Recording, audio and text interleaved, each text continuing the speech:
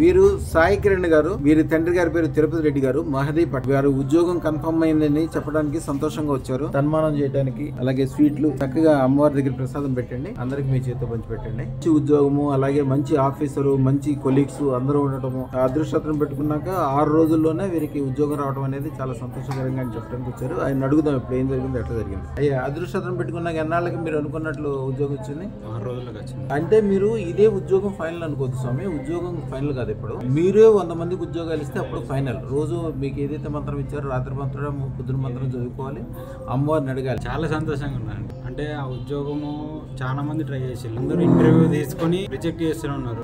Half an hour interview తీసుకున్నారు, వచ్చేసి ఉద్యోగం వచ్చినందుకే చాలా సంతోషపడుతున్నారు, అర్థం చేసుకోగలనా. కానీ మీరు 100 మందికి ఉద్యోగం ఇచ్చినప్పుడు అప్పుడు నాకు సంతోషం.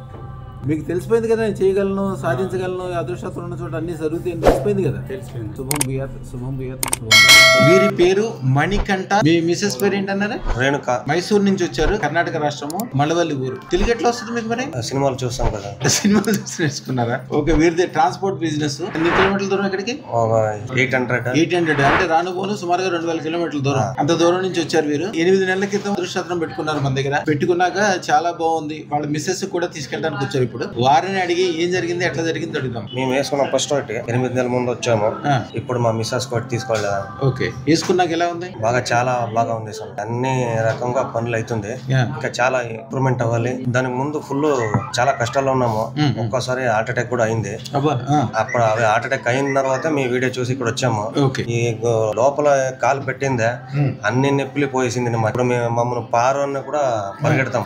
అంత ఎనర్జీ వచ్చింది మాకు ఇక్కడ వచ్చిందా. అన్ని మంచిదైంది. ఎక్కువగా పని చేయడానికి అన్ని మంచిదైంది. అందుకే మా పిల్లంకు తీసుకోరా పోనామని వచ్చాము సార్.